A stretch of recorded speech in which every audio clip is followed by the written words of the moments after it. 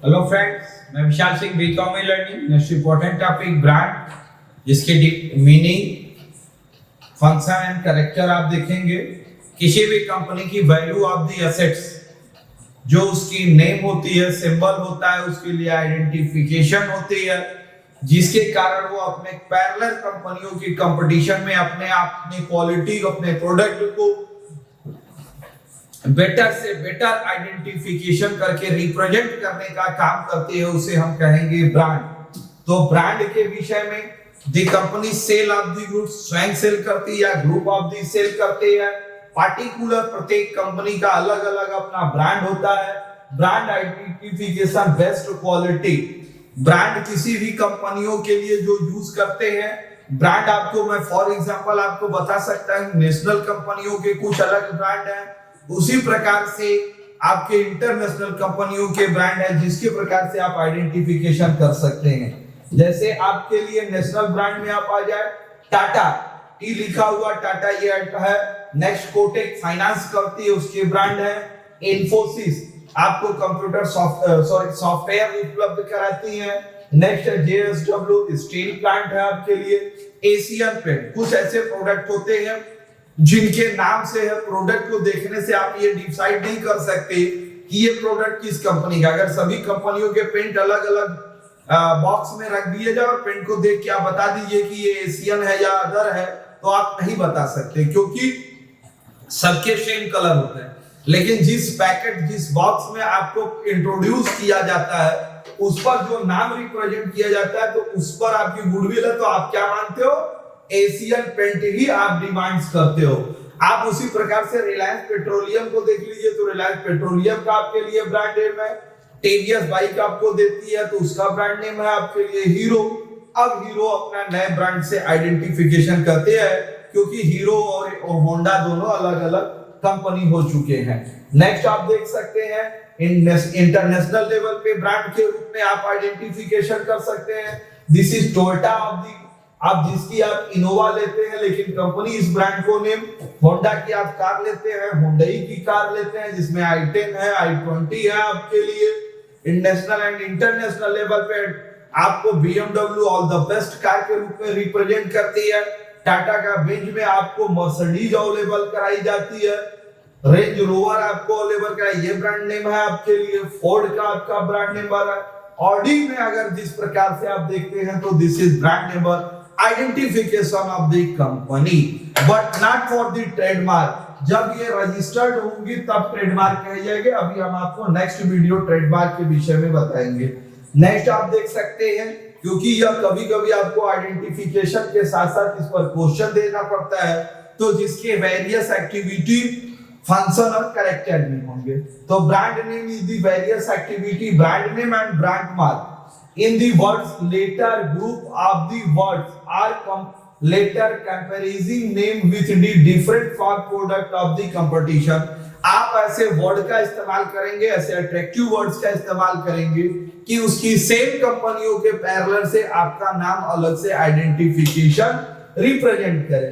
Next brand mark है, design of the symbol, distant colour, letter, brand name could be recognized only sight may not be pronounceable।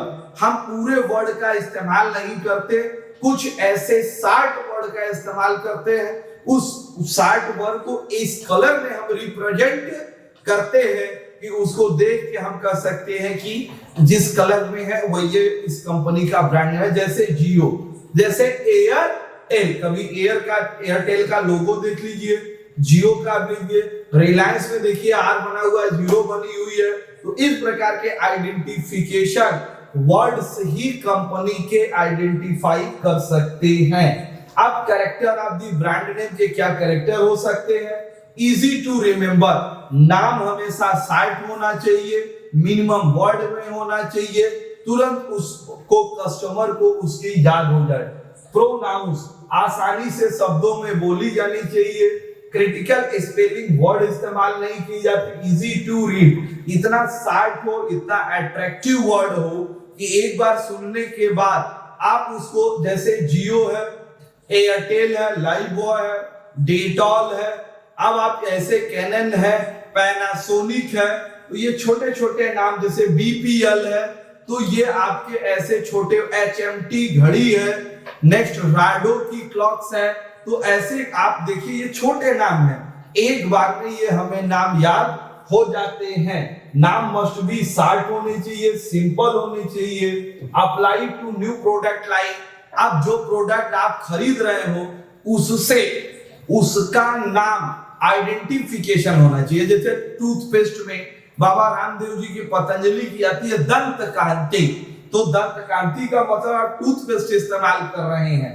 अब आपके लिए इसी प्रकार से चाहे हेवेल्स हो या आपके लिए कोई भी कंपनी हो, इलेक्ट्रिक की भी हो, वीडियोकॉन हो, टीवी हो, फ्रिज हो, वॉशिंग मशीन हो, एसी हो, तो ऐसे शॉर्ट नेम का इस्तेमाल करती है। नेक्स्ट है function of the brand name, publicity.